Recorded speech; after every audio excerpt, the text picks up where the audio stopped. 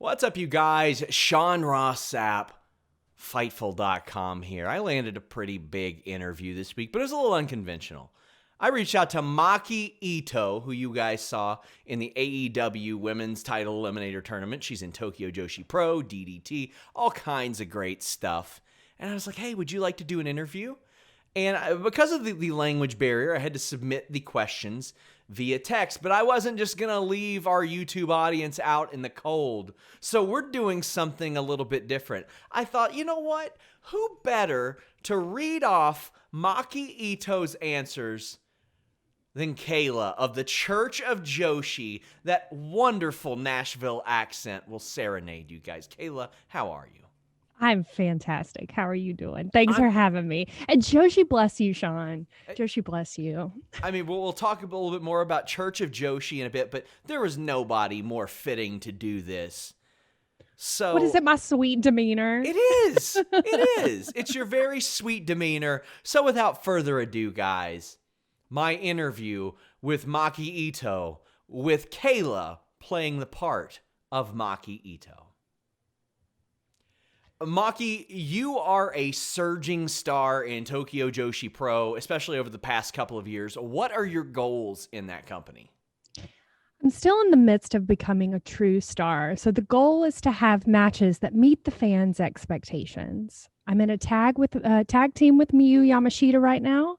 So I also want the Princess Tag Championship belts. Did your time in Link, I believe I'm saying that correctly, prepare you for the attention you've received in pro wrestling, considering you came from a performance background? Of course. Back then, I hated singing and dancing, but it all turned out well because they helped me in my entrance performance now. I mean, other wrestlers don't do it, right? Speaking of that, is there anything specifically you do to stand out from the crowd, or is it your natural personality shining through that we're seeing? I try not to go to areas that are already taken. You could say I choose the field in which I compete. For example, there are a lot of girls in Tokyo Joshi that smile and do their best. So instead, I put my middle finger up. That kind of thinking has culminated into the character that I am right now, but it's not like I'm forcing myself to be this way. So I guess this is my natural personality. That natural personality we have seen carry over into social media. Some spats with Jim Cornette and just some interesting stuff. And it's gained you a great amount of attention. How important has social media been to your career? Extremely important.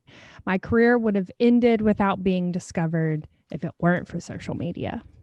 Well, there were a lot of people in the States that discovered you a couple of years ago. You made a trip to the USA in 2019. Did you enjoy the experience? It was so fucking fun. My popularity is only average in Japan, but it surprised me how popular I was in the US. Then when it came to mind that I could be more fit to go international, that is when it became my dream to go global. If it wasn't for that trip, I may not have been asked to be on this interview. Well, you were also a part of the AEW tournament, even though that was over in Japan. How did you find out that you'd be a part of the AEW tournament, and how did it feel? I heard from the higher-ups in Tokyo Joshi. I took the news quite calmly. It was so abrupt and that it didn't seem real.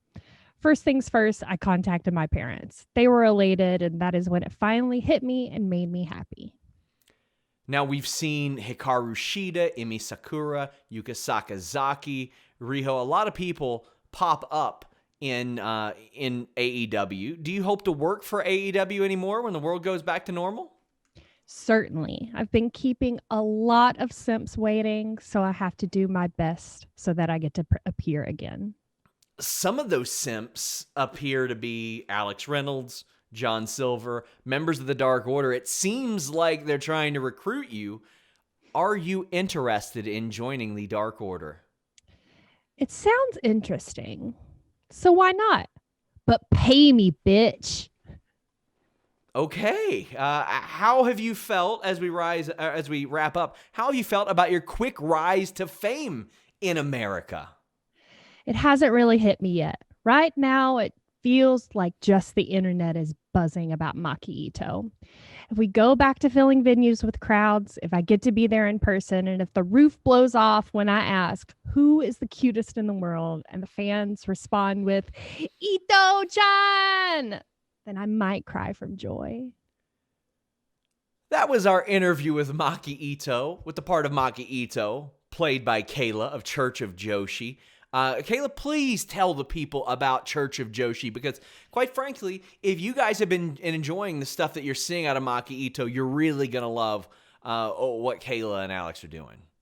So myself and Alex, Queen of the Ring, run a show every Sunday at 12 noon, 11 Central Standard Time on Twitch, on my channel, which is at Kayla Vision.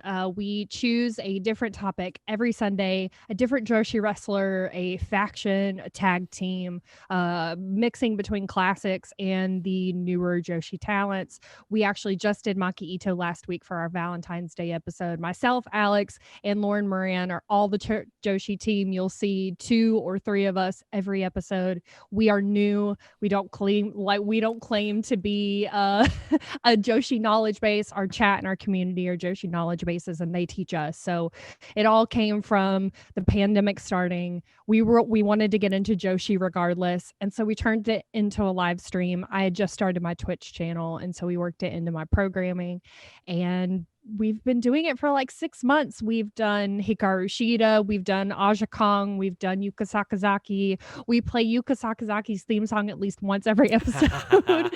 That's our hype song. That's like our opening hymn for the church. So every Sunday, noon Eastern, come and worship with us. Come and learn with us. I was about to ask what led specifically to that. I mean, you guys have developed a really, really good following in such a short amount of time.